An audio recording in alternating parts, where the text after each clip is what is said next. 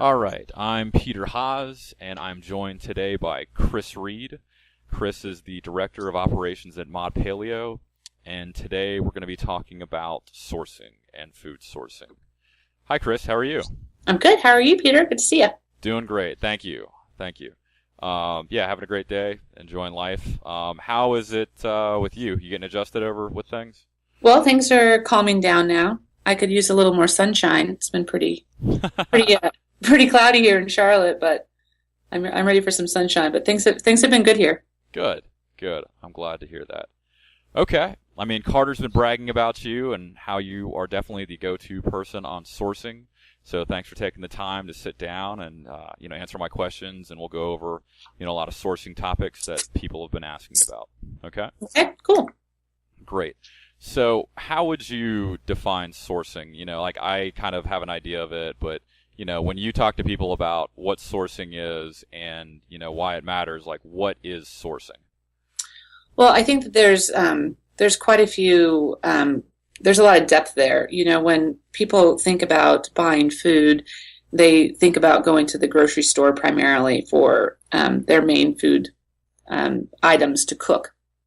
And when I talk about sourcing, I'm talking about a direct relationship with the person or the company that grows the food. So we're not working through a distributor or through several hands down the food chain. I have a direct connection with that food source. So when we're talking about food sourcing, we're really talking about having a relationship with a farmer, Okay. or a purveyor of artisan food. So that's what we're talking about, I think, when we're talking about sourcing. Okay, so the directly how the food gets from whoever's producing it through going through any number of intermediates or other hands, and then how it's getting to the table of the end person. Is that kind of Correct. So just shortening the food chain, basically. shortening the food chain? That's what. So yeah, let's go ahead and roll into that since you're already hinting at it. Like what are some of the different kind of sourcing models? Like you'd mentioned the grocery store one. You mentioned what you do. Like, are there kind of sourcing systems you would characterize? Well, I think for a large company, it's different than it is for a person. Mm-hmm. As an individual or a household, some of your resources for sourcing, obviously would be first would be your farmers markets. When I moved to Charlotte from Los Angeles, that was one of the things that I felt there was not a lot of continuity in the markets here. They were hard to find. They weren't open 7 days a week.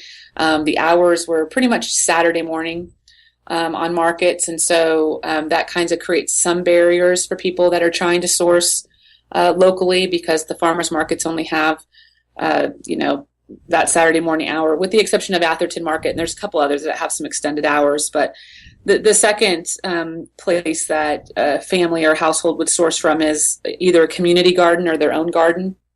Mm-hmm. So where you have a lot more control about what you grow and varieties and such, that's kind of an interesting way to source, is through community gardens. And there's a large community here in Charlotte that does that. So, the farmers markets, the community gardens, and then the last one I would say would be your community supported agriculture programs, your CSAs, where you sign in, basically you're signing up for a program where you're getting a box a week or whatever their program is of fresh produce or proteins or whatever the program is. So for an individual, it's a lot different than it is for a business. So, you multiply that times 500 meals. We're not doing one meal. We're doing, hundreds of meals. So when you kind of get up to this level, it changes things a little bit, because it's not reasonable to go to the farmer's market and buy groceries for 500 meals. That's not... well, I certainly wouldn't want to do it. That'd be pretty challenging. So, but we do have some chefs that do that, actually, that buy very similar to that model. But what we do is we work directly with co-ops and with purveyors such as Poultry Junction and Hickory Nut Gap, who their philosophy of animal husbandry or their sustainability approaches with food match kind of our philosophy as a company. We build that relationship. We source directly from them. They deliver it to us. So we're putting in an order once or twice a week for the proteins, and similarly for the produce. The produce is coming from ECO, which is Eastern Carolina Organic. So they're buying from several organic farms throughout the Piedmont all the way out to the coast, and they're bringing that in like a food hub and then distributing it out with a direct relationship to the customer. Gotcha. So much different than if you're a household or an individual. Sure. Okay. Yeah. So so those are some really good examples of what you would describe as what, like, locally sourcing the different options for an individual. Okay.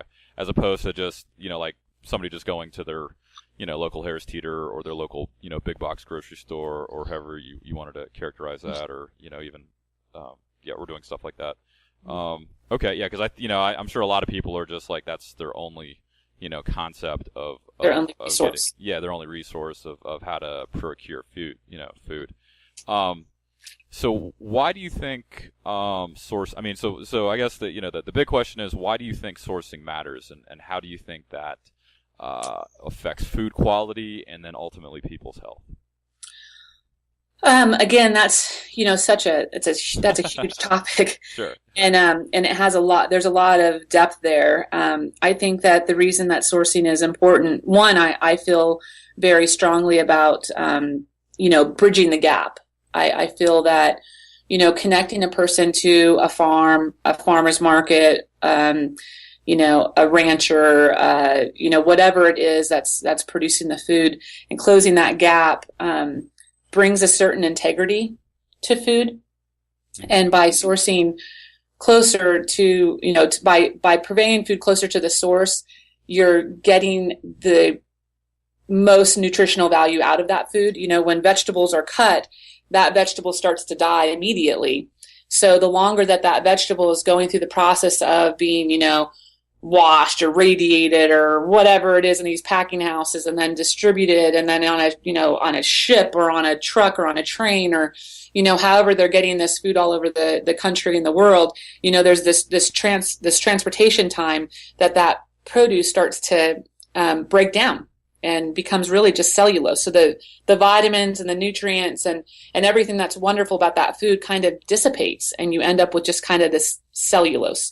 And so tomatoes are a great example of that. You buy a tomato in the winter, a lot of them are coming from down in Mexico or what have you, and that doesn't taste like a tomato that you'd buy at the farmer's market in the summer. And the reason is because it's not the same thing. It doesn't have the same nutritional value. So sourcing close to, purveying close to the source is providing the most nutrient dense food possible. So you're bridging a gap, creating a relationship with the farm. You're getting, nutrient dense food, excuse me. And you're also, really making a statement when you're sourcing that way, because you're saying, I vote for this with my dollar versus I vote for a subsidized product at the grocery store with my dollar. And by doing that, you're saying, I support, what this farmer believes is the right way to raise animals, or what this farmer believes is the right way to raise vegetables. And I want to be part of that solution for the environment and for my community and for my own well-being as a person and for my family's health. So Gotcha. Pretty deep. There's a lot going on with that question. Yeah, I'm sure. Yeah, I know. I've talked with other people that are really passionate about this, and you can definitely go really deep with that topic. Right. Specifically address it. So you feel like, with the vegetables, it really addresses. It definitely affects the nutrient quality on the vegetables in terms of locally sourcing it and getting it fresh, as opposed to extremely not fresh. Right. Do you feel like sourcing locally, sourcing quality, affects the nutritional basis for like meats? Well, that's kind of a different animal, no pun intended. Mm-hmm. But, animal proteins, they're made up of what they eat. Mm-hmm. And so just like we are made up of what we eat. And so sourcing close to your community gives you a little bit more control or understanding, at least, of what these animals are eating and how they're being treated. And, not to get like metaphysical or ubujibi at all, but I really believe that food has certain vibration, and so if an animal is treated well and an animal eats well, that product in the end is going to be much higher value to your body. Yeah, And I would totally agree. Like I really appreciate getting locally sourced meat. I feel like, yeah, especially if they've had, a quality environment and quality food, that I definitely get like a much higher quality product. Not just with meat, but with eggs too. And I can tell, I've gotten those, farm fresh eggs before, and you can definitely tell like the carotene content is so much higher in them. And the yolk looks so much better. And I mean, I think I told somebody one time, like, it was worth it to me because it was essentially like getting rocket fuel as opposed to just like regular gas, right. From a nutritional perspective. So the animals are the same thing. I mean, the research has not been, I don't think, huge on the end of supporting this idea that I'm talking about. I think that a lot of more research needs to be done. We do know that grass-fed beef has high omegas, and like you said, with eggs, you do have a higher vitamin content in a yolk that's free range and eating bugs and eating a natural diet versus eating, a soy or corn-based diet. So there's a lot more research that needs to be done, but clearly much better for you. And when you have that close relationship with somebody in your community that's, growing this food and this product, you have the ability to go out to their farm and actually see their operation and say, yeah, I'm okay with this, or no, I'm not. You roll into a grocery store and you buy some steak in a package. I mean, most of the meat in the meat department doesn't even have bones anymore. It doesn't even replicate what real meat looks like. It's without its skin and without its bone, and it's fabricated in a way that removes people so far from the food. But you buy that package, that styrofoam package with the plastic over the top of it. You don't know what that animal ate. You don't know how that animal was treated. You don't know how the workers were treated that cared for those animals. There's just a lot to the story that's important to me as a consumer, and certainly as a mother, and what I want my child to eat and what I want to feed my family, and certainly what I want my community to be eating, which is, one of the reasons I came to work for modPALEO, because I believe in those kind of products that are serving people well. Absolutely. No, I think it's really interesting about how you can get into, concepts of social justice and animal, welfare, purely with talking about what your food choices are. And then when that can overlap with, nutrition, that's amazing. And then, one of the big things for me is I just think, I'm not a gourmet chef, but like I can get so much better results out of my, in terms of taste and flavor from sourcing local and, cooking and staying even with very simple ingredients. I made something the other day with just fried eggs and tomatoes, and it was amazing because they were all very fresh. They were, and just salt and pepper and maybe a couple other herbs, and it really wasn't anything super complex, but, the raw ingredients definitely make a world of difference. Well, they say that, the best chefs, they start with the best ingredients and try not to screw them up. I mean, that's really, Absolutely. That's what it's all about. So, absolutely. But it's a lot of work. It's a lot of work to find these farms and these resources, and even to go to the farmer's market. It's time consuming. Personally, I don't see it as a chore. I really enjoy that experience, but there's a lot of people that just don't have the time. I was in Publix yesterday. I needed to buy some paper goods. And so there just happened to be this Publix on my way home, and I stopped in there, and I was just so amazed by how many convenience foods they sold. Like half of the store, I felt like, was convenience foods. And then you got to think, well, why are they doing that? Well, the reason they're doing that is because that's the market. People are too busy to shop, purvey, cook. And so they're feeding that market. And unfortunately, what they're feeding them is a bunch of processed crap, Mm-hmm. So it's hard to see it. It really is. I hear you. Yeah. So take me, how about you take me through this? If I was your friend and I told you I wanted to increase the quality of my sourcing and I wanted to start buying more local, how would you tell me, just to get started, how would you tell me to go about doing that in terms of me going out and sourcing food? What would you tell me to do? Well, there's a lot of great resources online, but again, I think your best resource is going to be a farmer. I think the best resource is to make a connection, because from that connection, you're going to find another connection. Making relationships with farmers is very important. Tapping into culinary groups or guilds is very important. Tapping into online directories. There's Harvest, what is it? Sustainable Table and localharvest.org. Those are all great places, and I think that's where I would start people if they were actually looking to go out and purvey themselves. But then, most of them have to learn how to cook it too. So that's the next, we'll talk about that. Yes. Because I feel like there's a lot of people that want to do the right thing. They want to feed their family the right thing. And so they go to the farmer's market, they buy $100 worth of this, these beautiful vegetables and meats. And then they get home, they put them in the refrigerator, and then Monday morning rolls around and, they're off to the races and everyone's too busy to cook dinner. And so a week goes by and now it's Saturday morning again and all those vegetables have gone rotten in the refrigerator. Mm-hmm. And, the justification to go back out to the farmer's market to spend another $100 just isn't there, Oh, I hear you. It's just easier to go over to Publix and buy some, additive, loaded, hummus and crap. I mean, it seems hot, the hummus thing and all that when I was looking at it yesterday, it's like, it all seems healthy. Like there's this, they really try to present it that way. It's like pictures of, the vegetables on the hummus but it's all overly processed. You look at the ingredient list and you got like 15 ingredients in hummus. Hummus is made of 4 ingredients, Yeah. So it's crazy. So that's what I would say to a friend is if they wanted to start sourcing local, they would need to go to the farmer's market and start those relationships now. And then they would need to learn how to cook and take the time and fight for the time. And, that's discipline. Which we will definitely cover in another interview. Yeah. Yeah. Looking forward to that one too.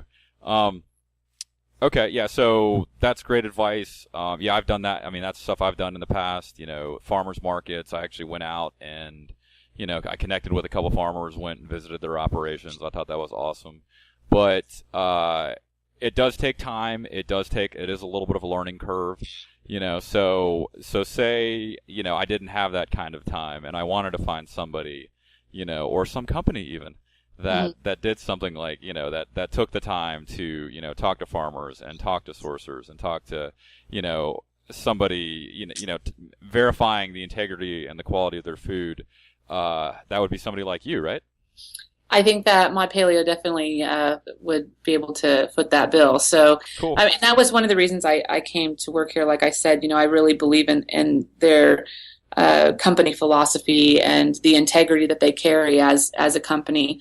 They're not just telling people that they're doing this, they're really doing it. And, the reason that they hired me for a couple of different reasons, but one is I have been well networked into the local food community over the past 9 years of my being in Charlotte. And, that's just helpful to have somebody that can help you be connected to more providers of food.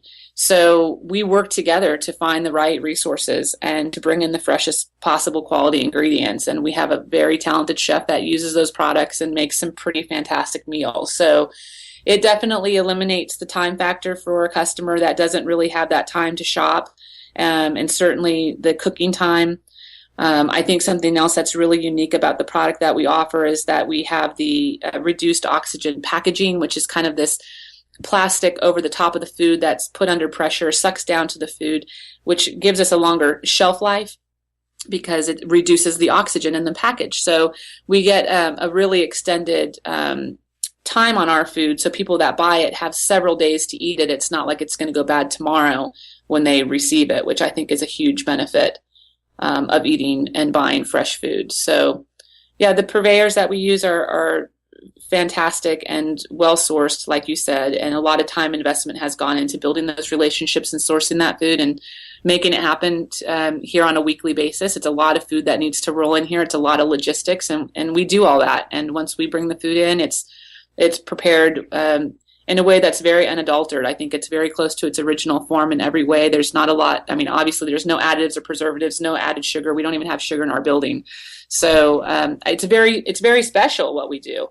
And it's providing the end, user with this very nutritionally dense, beautifully sourced, fantastically prepared, just beautiful meal for themselves or for their family. So that's awesome. Yeah, I love it. So you guys definitely do. I mean, obviously went out and found farmers that, you believed in what their process was and how they, treated their animals, or, how they raised their vegetables, and you established relationships with them. And, and not only establish them, but I'm sure you guys have ongoing relationships with these Absolutely. individuals and organizations. Absolutely. Because seasonality is one thing. That definitely affects sourcing from July to December. No, it's a chef's logistical nightmare. You know what I mean? Because you're not able to just depend on tomatoes 12 months out of the year, or butternut squash 12 months out of the year. So there's a lot of variables there that have to be considered for a chef working in this kind of establishment. But certainly, yeah, this isn't a place where a big box truck rolls up and unloads all the food and then we go to town. This is, a place where, half dozen purveyors are coming in throughout the week, bringing herbs, vegetables, meats, eggs, whatever the product is that we're sourcing from them. And they stop in the office and we chat for a while and, about what's going on with them and share some stories. And it's a connection, it runs deep. It's not making a phone call to Cisco and having them bring us a truck tomorrow, where we have no idea where that food came from, no relationship with the people that grew it. It's just dropped off on our loading dock and we cook it. It's just much, much deeper, much more integrity than that. That's awesome. Yeah, I love that. I love that about you guys. I really do. Well, thank you, Kris, for taking the time, to talk about the sourcing. I definitely learned a lot from that, and I think other people will also. Looking forward to chatting with you more about other topics. Talking about the cost of food and the cost of quality of food. Like you were talking about before. Cooking and stuff, and convenience factors. All the things that go into people's consumption of food and how it can ultimately affect their health. So thanks again, and I'm looking forward to more conversations. All right, Peter, you have a great day. You too. Bye-bye. All right. Bye-bye.